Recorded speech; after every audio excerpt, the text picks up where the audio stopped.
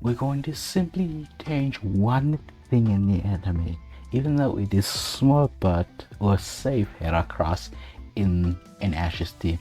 To put it simply, we're going to go to a episode much earlier in the tournament, as Ash gets a call from Professor Oak and needs Bulbasaur in his lab, which that episode plays out pretty similarly. But the key difference is Ash stares Heracross and he sent Bulbasaur into Professor Oak's lab, which means Ash's nap catcher of knocked out.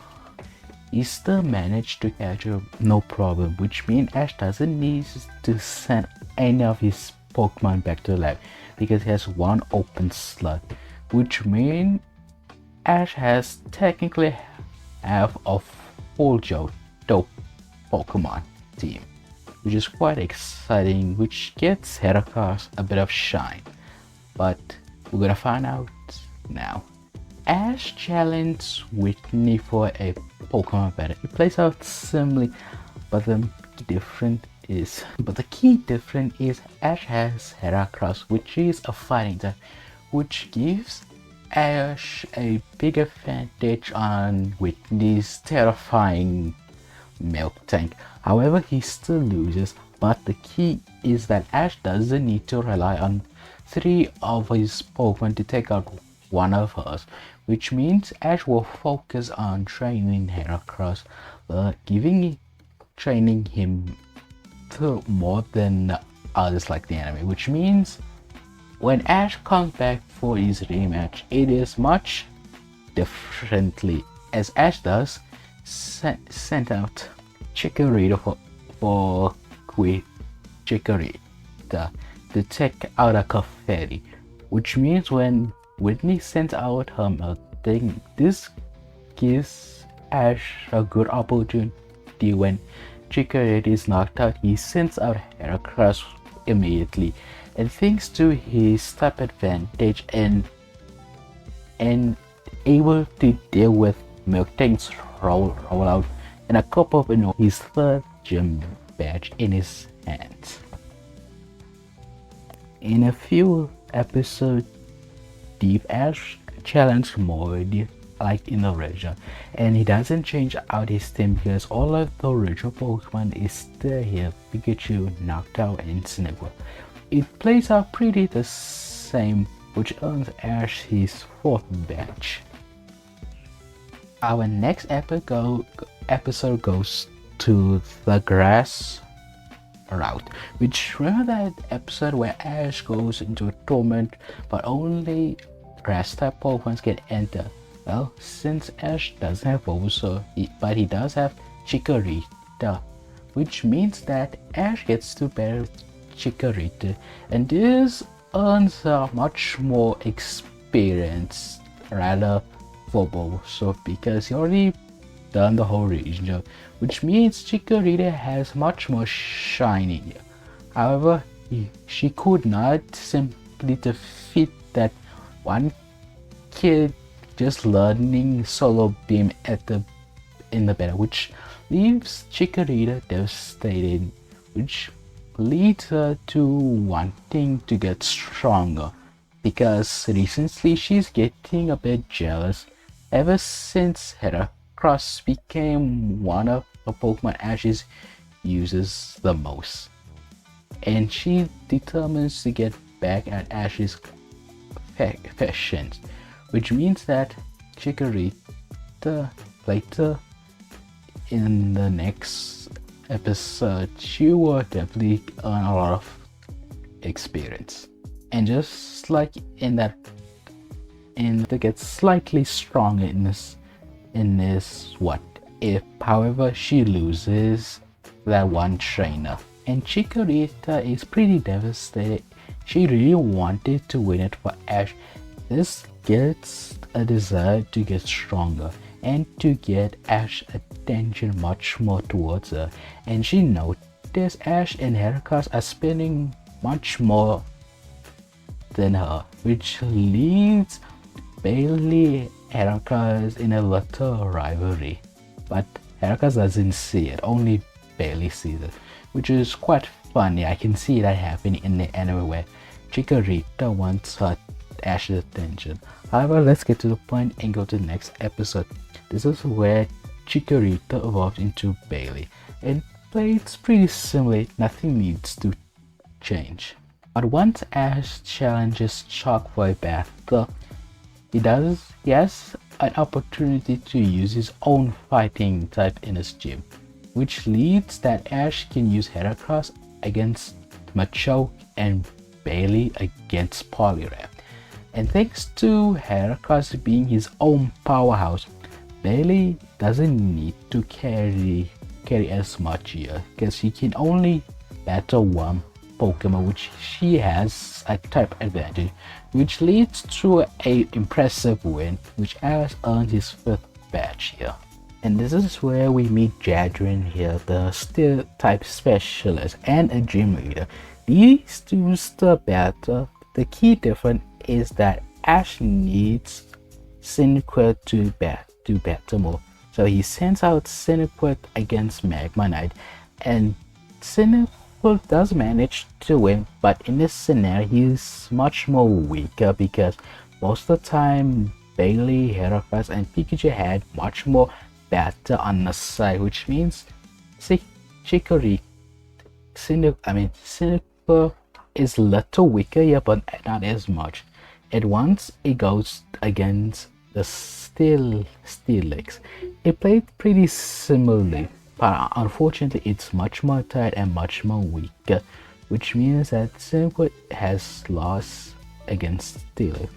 But luckily for the Ash boy, he still has Heracross, and knowing that fighting type has a strong against Steel type, and also being bug type, which means he can resist Steelix's ground type moves, which leads Ash to a 6th badge pretty convincingly. And this is where Ash gets Vampy. At this point he needs to send one of his Pokemon away, and he decided to choose Heracross. He needs to not overuse Heracross at this point because he's fallen victim, just like how he's only using his powerhouse like Charizard, and the rest of his Pokemon are lacking the battle experience besides from Bailey and Pikachu, but his rest of his party member needs it much more. So Ash sends Heracross away and gets Vampy like in the original. But once we get to Price, however, Ash changes his tactics a bit. In the original, he uses Cinequil and Pikachu. However, in this scenario, Ash will choose Bailey instead of Pikachu, knowing that Paraswan is pretty immune to Pikachu's electric attack, which lead Ash to use Cinequil and Bailey. And he played out similarly into the, however, that changes until Paraswan comes and pretty much knocked out Cinequil with Bulldozer, which leads Ash with no other choice but to send out Bailey, his second strongest Pokemon in the Johto League.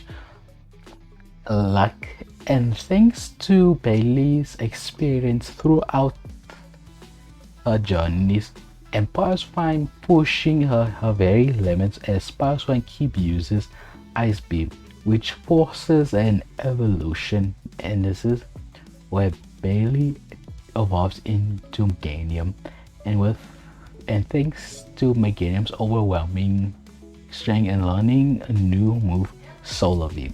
And with this move alone, knocks out Paraswan and earns Ash his 7th badge here. And Claire's gym battle, it played out pretty similarly, where Ash needs a rematch and Team Rocket interferes, and we skip forward to where Ash faces Claire for a battle. It played pretty similarly in the anime. Everything plays out pretty similarly, where Ash just uses Pikachu, Snorlax and Charizard. I don't see Ash brings back Heracross here. He doesn't see how Heracross could win him, even though he's at this point he's ace in this region, but it's unsure if Heracross could win this. But luckily, Heracross gets to shine in the Johto League.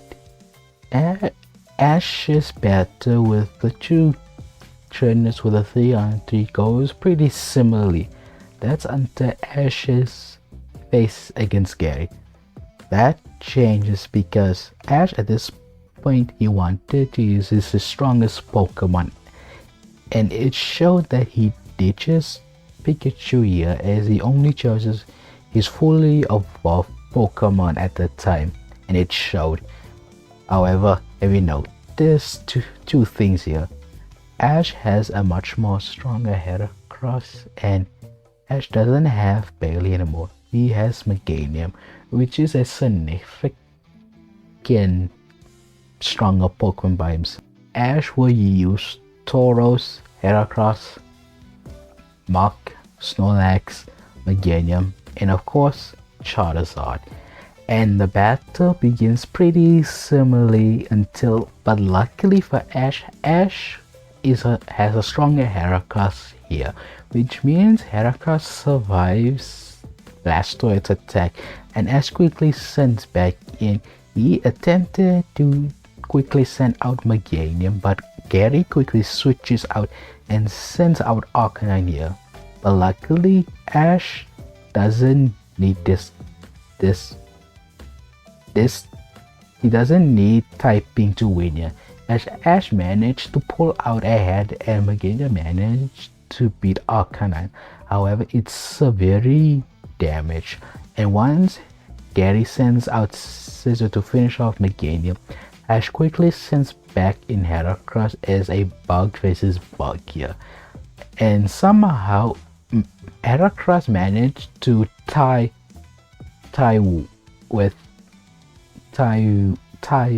Heracross, which means that for the rest of the episode it played out pretty similarly. The only key difference is that Mark here pretty much slowed down his team here, and it's knocked out pretty easily. Luckily for Ash, he still has Snorlax and Charizard, as everything plays pretty similarly where Ash managed to win. And this changes quickly shift the timeline here, as once Ash wins his battle with Gary, he finds out his next battle is Harrison, a mysterious trainer in a different region with a mysterious Pokemon he has never seen before. He never even know there's a fighting and fire type Pokemon. This scares him a bit, but not much, because he's determined to win the tournament with his team. The battle with Harrison plays out pretty similarly. The only exception is that I don't see Ash use Noctower here, because at this point Ash pretty much exclusively uses his strongest Pokemon. So I see him switching out Noctower with Heracross, seeing that Heracross is much more battle worthy here than with Noctower, which goes pretty similarly in the anime except for one key difference. Once when it's halftime, Ash sends Heracross instead of Snorlax, where Harrison sends out his Steelix, and with the experience of battling these types of Pokemon before, Ash easily wins this with Heracross, but Tyson quickly sends out Houndoom, but much more earlier. This is unfortunately where Heracross is defeated here. However, it greatly wounds Houndoom greatly, enough so that when Snorlax jumps in and easily knocks out Houndoom. Since Tyson is and Harrison sent out Blaziken, but unfortunately this is where Snorlax comes down, is defeated here because Blaziken is much more faster and has the fighting type. I don't see Snorlax can win this. This leaves Ash with two options, Meganium and Charizard, but luckily he chooses Meganium, even though he's not confident that Meganium could win it. But he does want to quickly how Blaziken battles to get a feeling. And luckily for Ash, Meganium managed to do some damage, but not as much, as once Blaziken defeats Meganium with a Blaze Kick. However, thanks to Meganium's heated battle, Ash is much more confident winning with Charizard. And luckily, unlike in the original, Charizard basically had to fight against 3 different Pokemon with Gary. 2 of them which is weak against. Luckily, you only battle with Blastoise, which means that Charizard has much more energy and not battle worn, which means that Charizard wins here. It's a weird feeling that at this point Ash did beat Harrison here, which leads to the question, what happens next? This is one of my theories comes into play. However, since Harrison has been using Blaziken in the original anime, it is shown that after battling with Ash's Charizard, it showed that he needs to put Blaziken to rest, showing that it's tired from the previous round. And I can see Harrison tell Ash this information. He's been using Pokemon like Heracross, Snorlax, Meganium, and Charizard. 4 of the Pokemon that Ash has been using the most, and it shows you because all 4 of them are very tired. Which means Ash has to readjust his team here, which is Pikachu, Cyndaquil, Bulbasaur, Squirtle, Noctowl, and the new teammate Phanpy. Luckily, all these Pokemon have their own owner. Luckily, all these Pokemon have enough experience to handle a battle, especially Pikachu, Bulbasaur, and Squirtle. But unfortunately, having Phanpy kinda slowed down there because it showed that Phanpy isn't experienced in battle because it's still technically a baby around this time, which means that Ash loses here. So, where do we go from here? Luckily, we get the real. So, once Ash and his friends gets to Professor Oak, and Ash rejuice himself with his old Pokemon and sending out his new Pokemon to greet them. However, this leaves a certain Gecko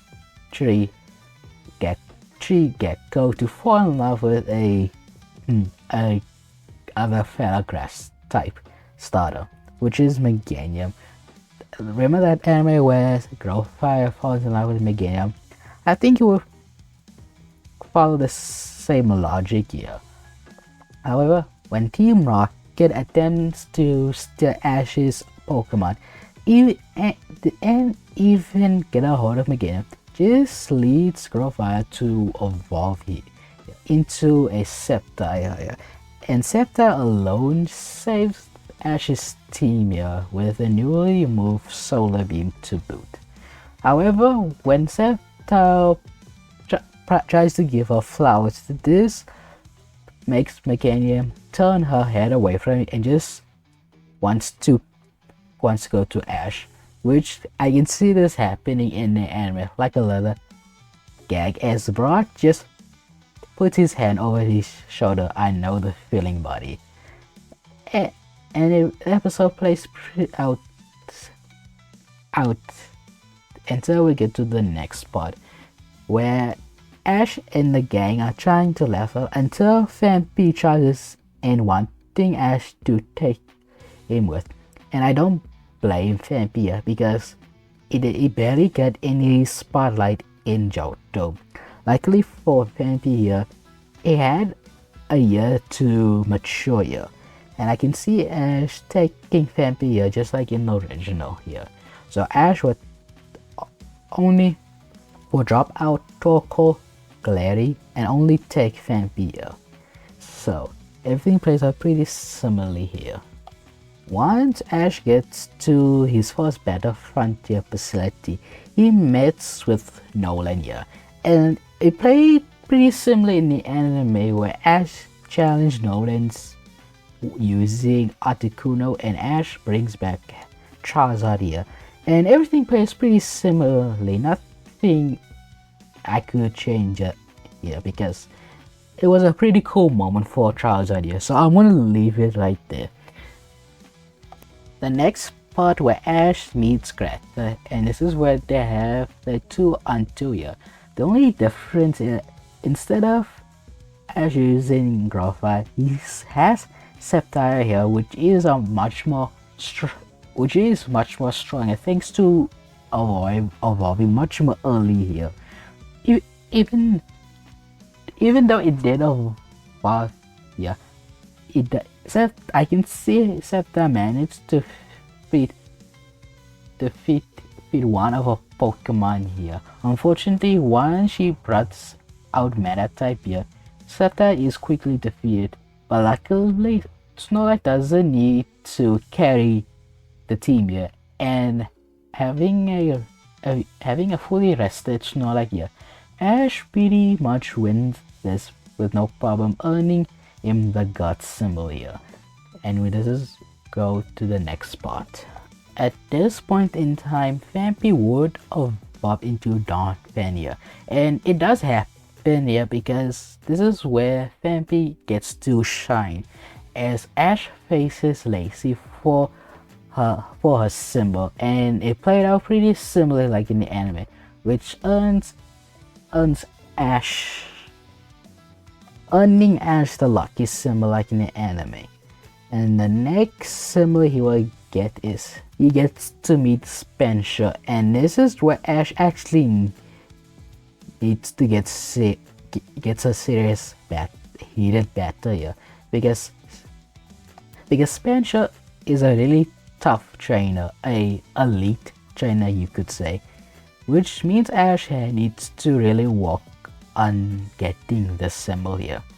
And this is where Battle Frontier sends out Shift 3 here, and Ash luckily has a Hercross here, which is much more stronger here, and thanks to his Bug type thing doing super damage against Shift 3 with his Mega Horn, which gets Ash to a first victory here, as the Battle Frontier sends out Claydor here, and Ash quickly sends into Sceptile here, and thanks to Sceptile at this point being evolved here and being much more slightly stronger here, and not only that, Sceptile has a much more stronger grass type move here, much more earlier than what happened in the anime, which leads a victory here. But unfortunately for Ash, this is where Spencer sends out Venusaur, and this is much more of a difficult battle for Sceptile. Unfortunately, thanks to Venusaur's poison typing and using the move like Sludge Bomb here, which gets Sceptile knocked out. But luckily, it was a tough battle for Sceptile, doing much more damage to Venusaur here. And Ash sends out Dolphin, knowing that it could be a stalemate, but unsure because Venusaur is part grass type here, which leads to a hard battle for Donphan here. Even though it tried so hard here, unfortunately this is where it gets defeated here. But luckily for Ash, he stays his ace in the Johto League Heracross here. And thanks to Sceptile Donphan doing the work, Hercross can do the rest, as he does a powerful Mega Horn here and knocking out Venusaur here, earning Ash the spirit symbol. This is where Ash stumbles upon Tucker here with a different battle here, with a contest here, which means that Ash is going to be a much harder time, not only trying to defeat them but outperform them. Luckily for Ash, has experience before here. However, I'm going to change slightly here because in the original Ash uses Swallow and Corphish here against Tucker, Swampert, and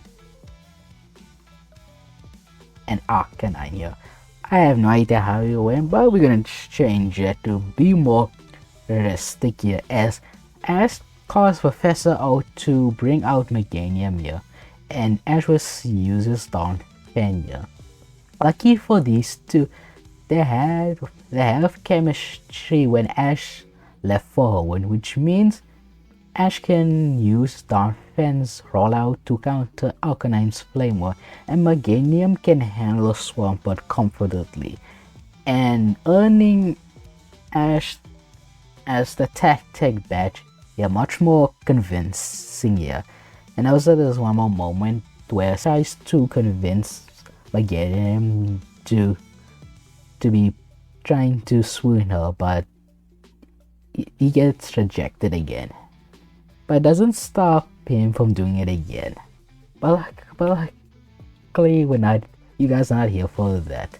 Maybe in a future what if. But that's beside, we get to the next battle facility. And this is where Ash meets Anabel here and actually loses here. And Ash would use differently with Heracross, Corphish, and Tauros. He still loses this because Anabel has a secret thing where you can communicate Pokemon with this by seeking with them. And Ash has never done this before. So when Anabel defeats Ash here, Ash will bond his 3 Pokemon and try a rematch here. And it played out pretty similarly where Tauros ties with Metagross and Corphish defeats Alakazam as Corphish tries to attack Espeon but he gets defeated, and luckily for Ash, Heracross is here. Yeah, even though Heracross is his ace in Johto here, he's against an elite trainer, and Heracross is pretty much a double edge, even though he has moves that can affect on Espeon, but she can do the same way to Heracross as it is a fighting type. However, Ash still wins here, earning him the ability symbol here. Once Ash arrives to the Battle Pyramid, he challenged Brandon after a weird episode where Ash has been corrupted by an evil spirit. I didn't like this, so we're gonna change it where that basically didn't happen, or Brandon just accept that doesn't count as their battle. So instead they're gonna have their first battle with a 2-on-2 as Brandon sends out Regirock and Ash quickly sends out Sceptile. Even though Sceptile is much more stronger and evolves much more earlier than the original, but unfortunately for Sceptile, Regirock is a legendary Pokemon, and its status as a legendary shows that even though Sceptile fought really hard here, he just could not defeat Regirock here and gets defeated here. But luckily for Ash, he has a few more Pokemon as Ash sends out Donphan here, and thanks to Sceptile putting major damage against Regirock here, Donphan barely managed to take out a Regirock, hence barely. But unfortunately, as soon as Brandon sends out Regice, there's no chance for Donphan here to win here, forcing Ash to get a rematch. And it played in the original, but this time it's still a 2v2 as Ash tries to try a different strategy here. He Ash sends out Brandon sends out Regirock, and Ash sends out Sceptile. And he believes that Sceptile has the ability to defeat Regirock. It's going to take time, and thankfully he did train, which earns Sceptile a favorable win against Regirock, but it's still legendary. And even though Sceptile does manage to topple the rock legendary, it's still really damaged.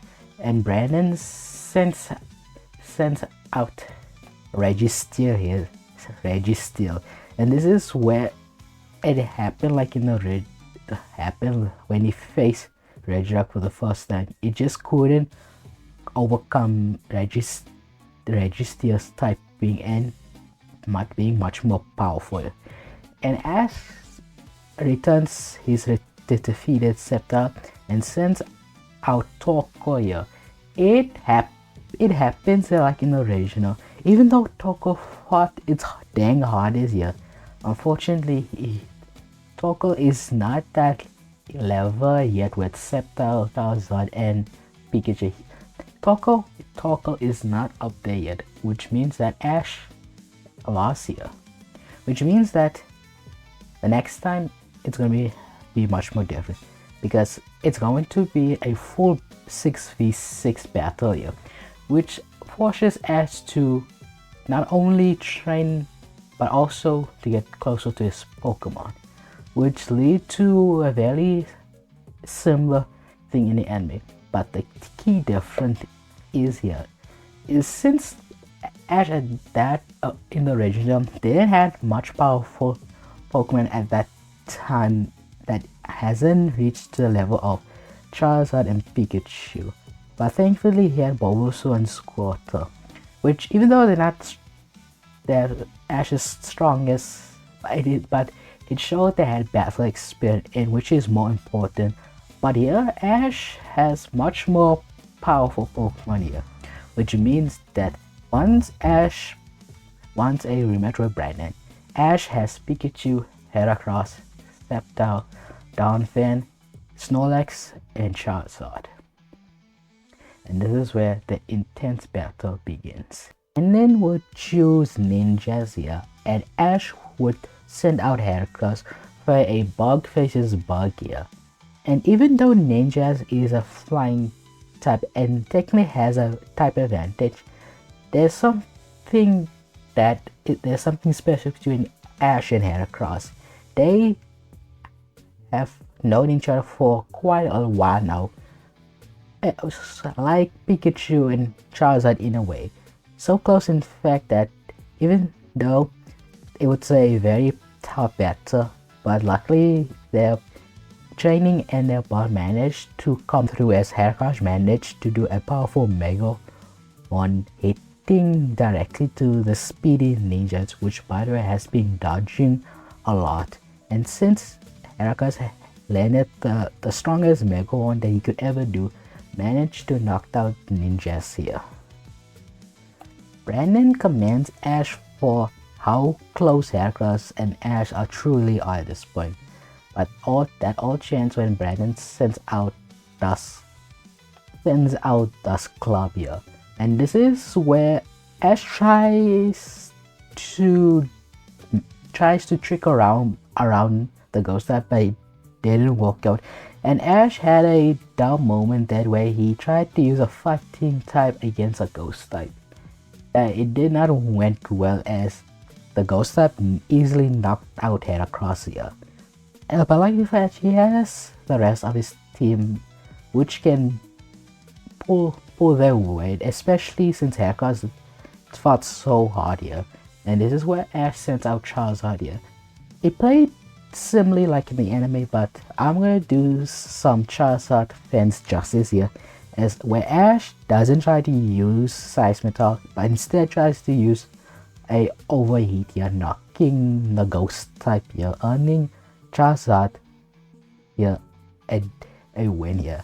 But unfortunately for for Charizard, Raiden sends out Solrock, and this is a problem for Charizard because Solrock is pretty much a rock and psychic type, and the rock is a big no-no for Charizard here, since it's 4 times effective against its typing, which means Charizard is going to have a much harder time.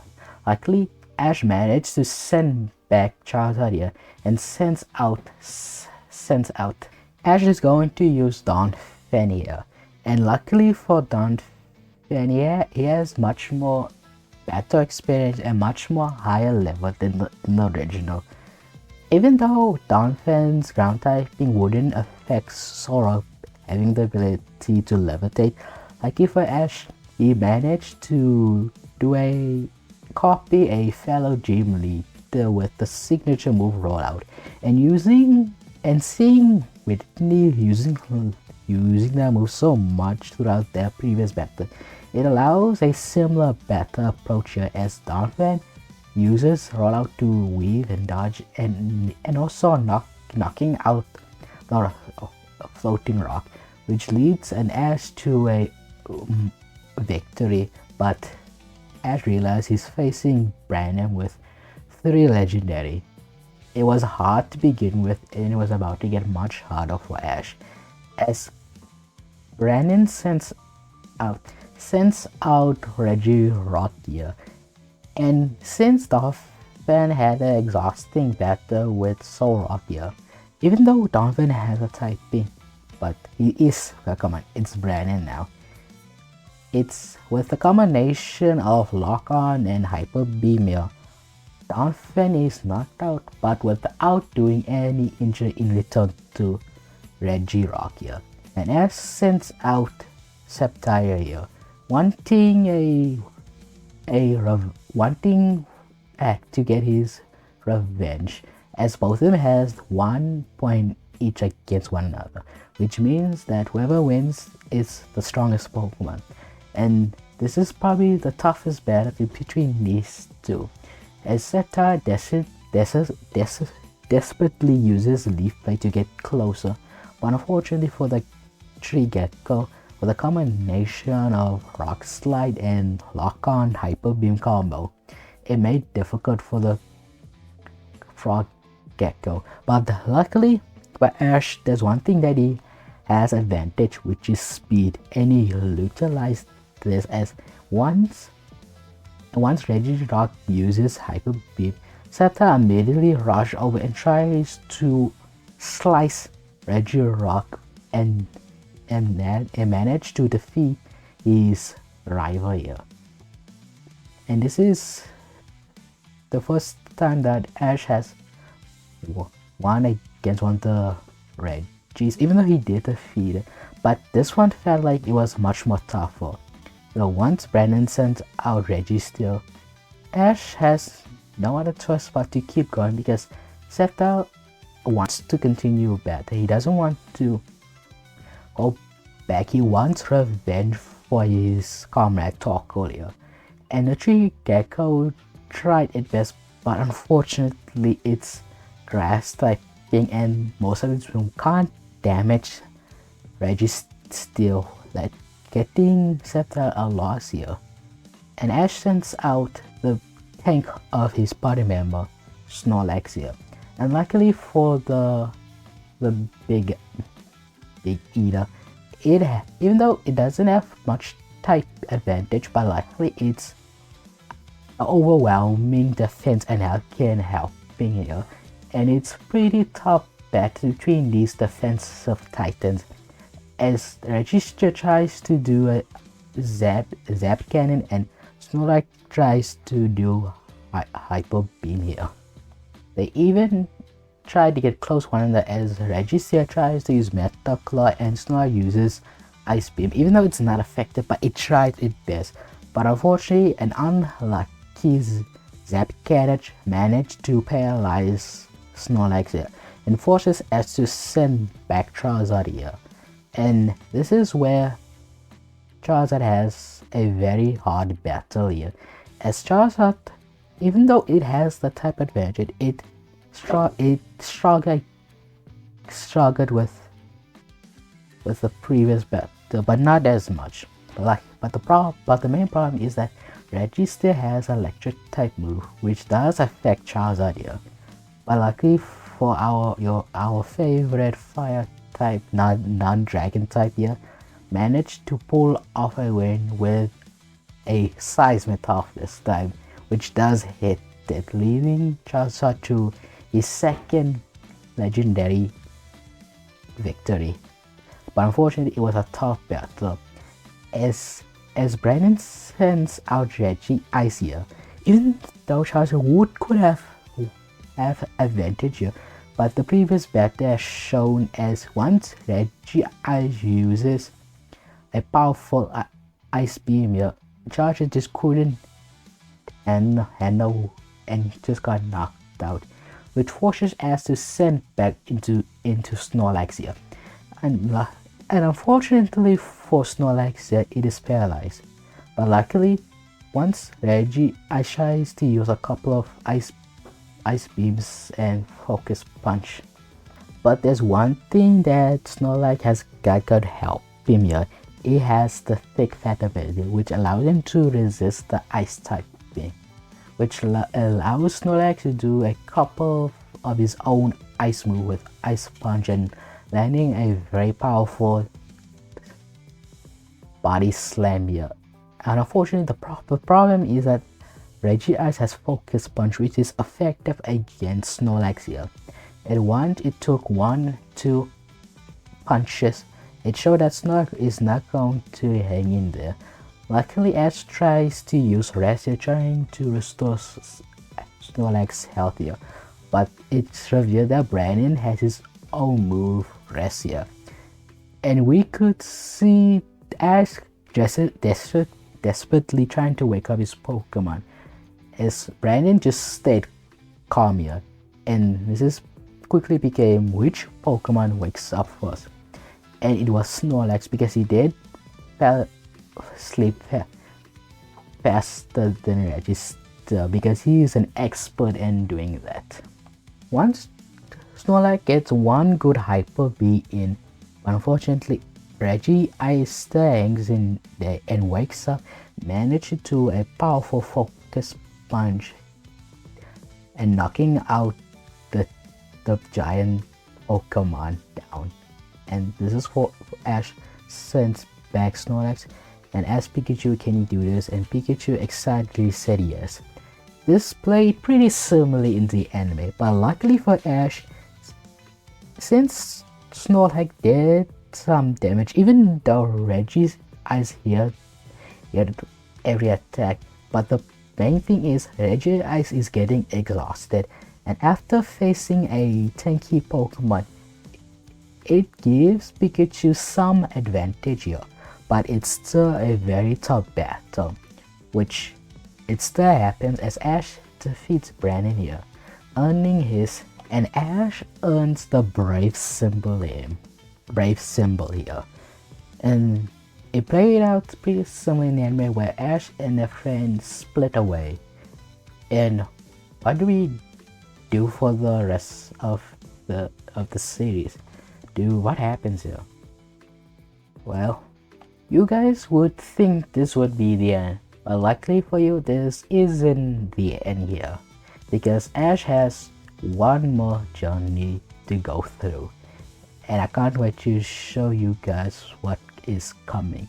So see you guys later. Peace.